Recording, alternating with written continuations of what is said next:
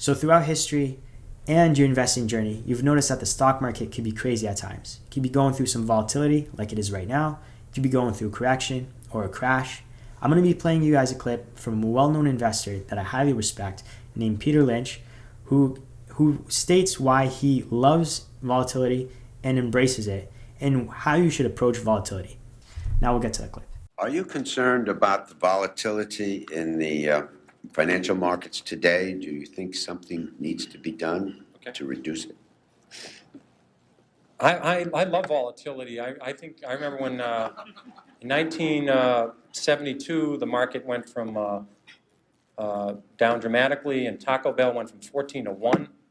They had no debt. They never had a restaurant close, and I started buying at 7, but I kept on to it, and it went to 1.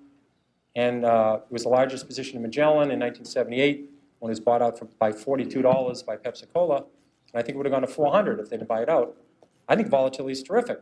I think these callers are very important. I don't think the market going up 80 points one day and down 80 the next is a good thing for the public. I think that's not a very good thing. But I think all of these callers and all these other things, to keep the volatility down each day is important.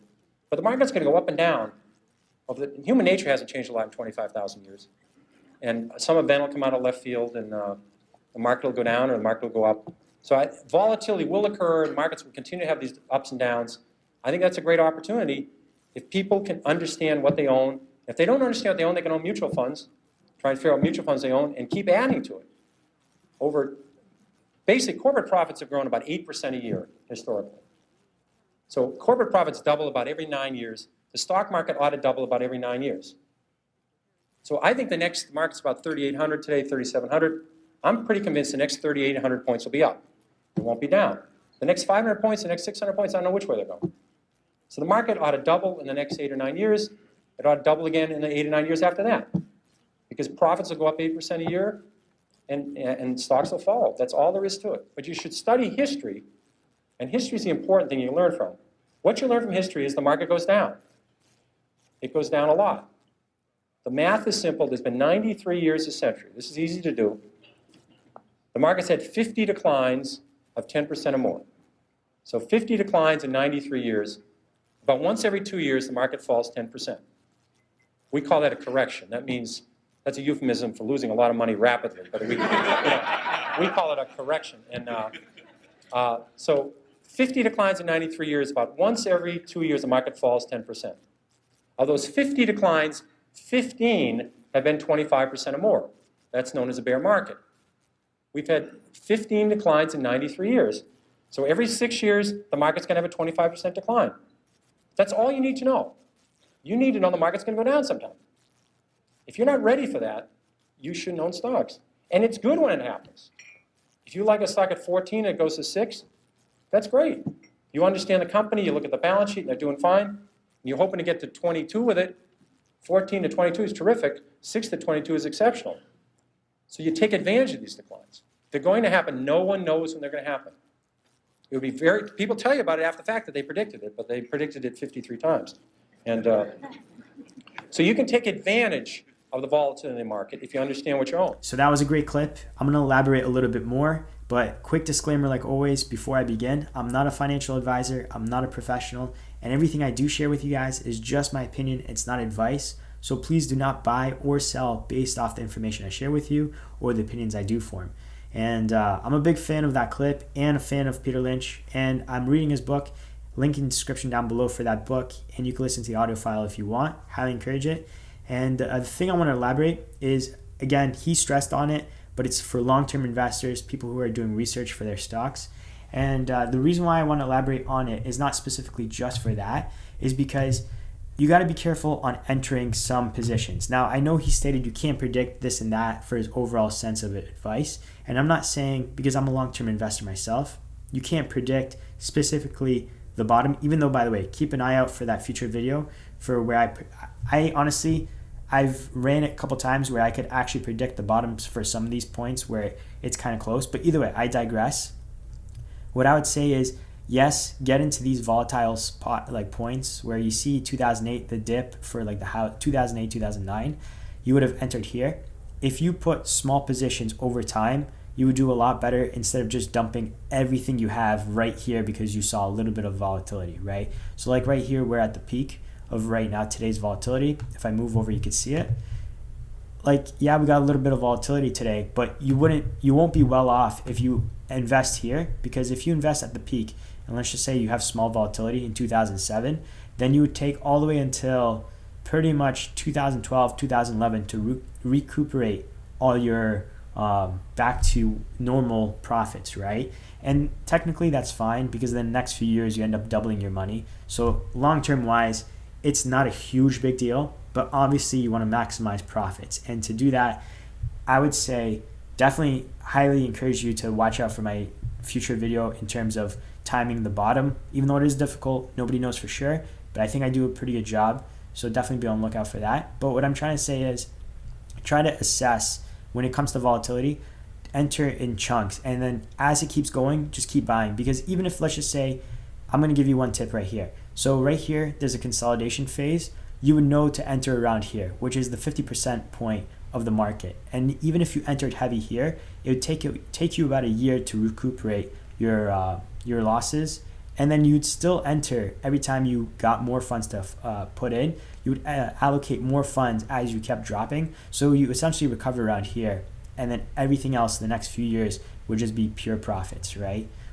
So there's that. So just what I'm trying to say is take everything he said, but at the same time, enter slowly. And I guess probably the reason why he didn't elaborate is because it's just a clip, right?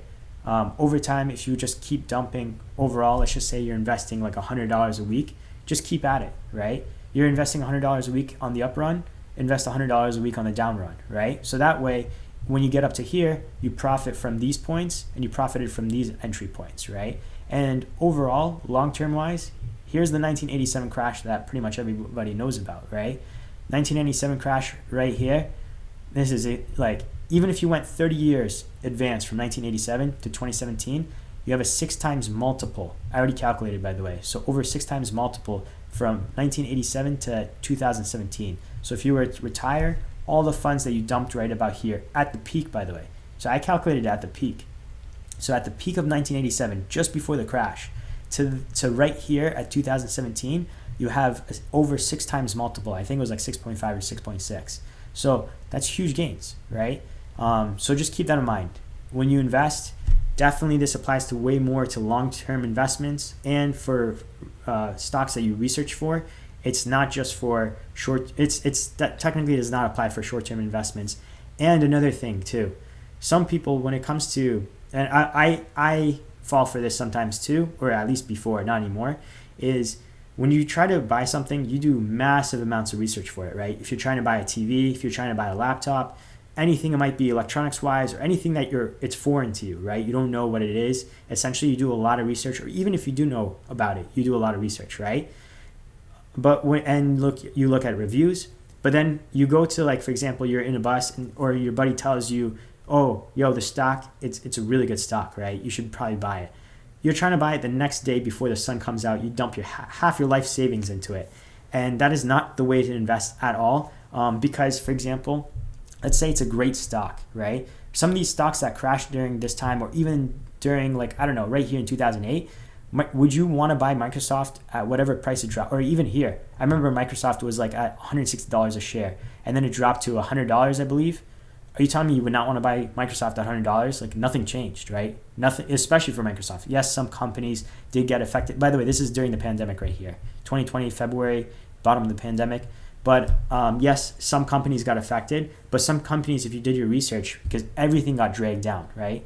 And if everything got dragged down, then there's some companies that are not justified to be going down that much, right? So you could take advantage. And that's how you grow your wealth. A lot of people became millionaires after the 2008, 2009 crash. And that's how you maximize your profits, and that's how you could hypothetically take advantage of volatility. And if you don't necessarily invest in individual stocks, then invest into the index fund, invest into ETFs, invest into mutual funds, right? I'm a big fan of the index fund, by the way. I will make a video on that in the future. So be on the lookout for that. I know, trust me, I just started my channel, by the way. Sorry about that. I'm trying to like get as much videos as I can out as much as possible. But the channel is roughly about like a month and 2 weeks old, or a month and a week old. So bear with me a little bit. I apologize.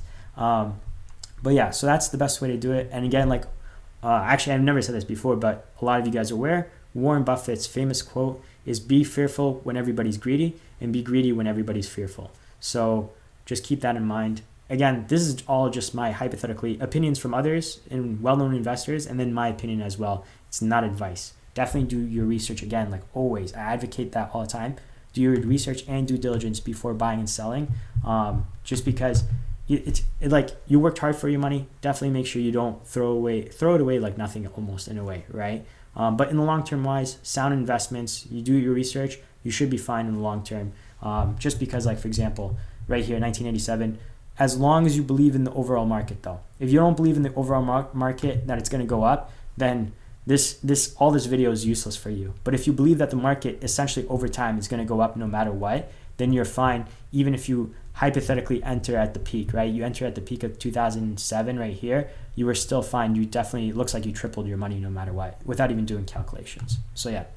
So thanks again for watching. Like always, I really genuinely appreciate it. Thank you so much. And if you did like the video, I'd appreciate it if you could drop a like. Helps out the channel. The YouTube algorithm gods would be like helping me out, I guess. And if you do like videos in terms of stocks, financial freedom, passive income, mortgages, credit scores, I would really appreciate it if you could subscribe. Helps out the channel. And if you have any questions, do not hesitate to ask. I'll try to answer them as soon as possible. And like always, thank you so much, and I'll see you guys in the next video. Peace.